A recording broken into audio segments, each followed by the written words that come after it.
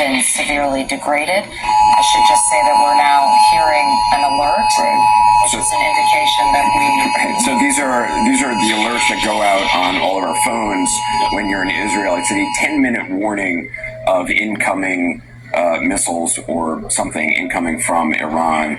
So now the location we're in has a verbal alarm telling people to go down into bomb shelter. So we have about a 10-minute window to get down into a bomb shelter, and we'll continue to try to broadcast from that bomb shelter, even if we can on the way down.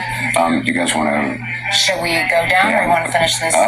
Well, we should probably go down. We should probably go down. Let's just make sure. Do we have?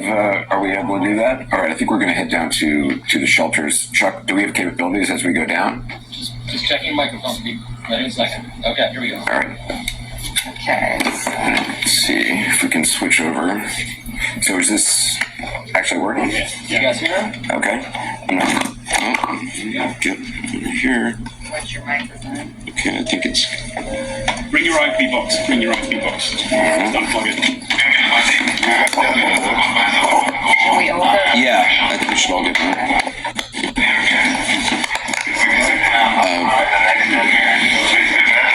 So again, you can hear sirens going off.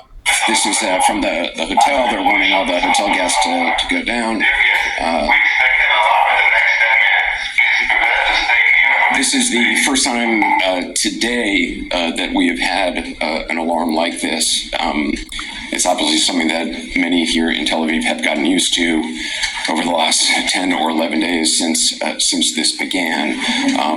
We saw there was one alarm shortly after, or several hours after the first strike, the strikes on Iran by the United States.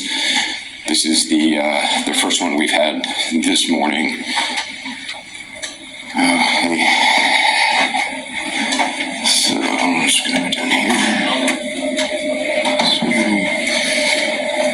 And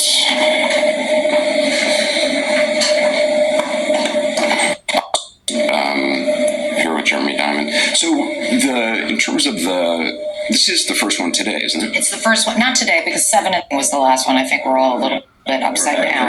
Oh, we're at 3 a.m. Yes, so it is the first one of the day.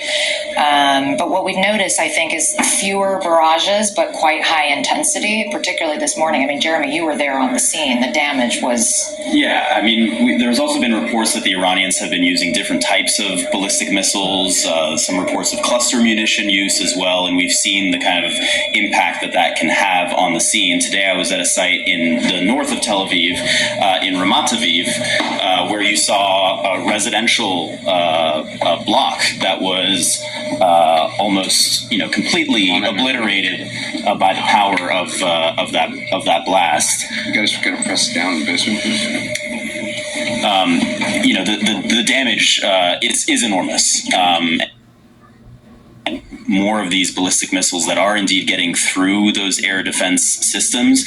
But, quite incredibly, we haven't seen any fatalities in, I believe, a week now, right? The last Monday morning was the last time we saw a fatality. That's, of course, a credit to the aerial defense systems, but more importantly, perhaps, to the early warnings that are getting us into bomb shelters and getting millions of other Israelis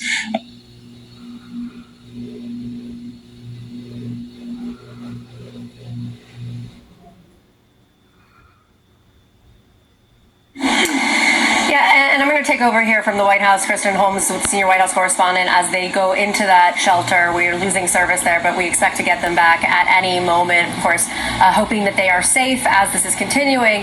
Now, I think we have our signal back. Okay, great. It is a luxury to have a 10-minute warning. Obviously, in a situation like this, in many cases, obviously, rockets from Gaza. Generally, there isn't that like a 10-minute window.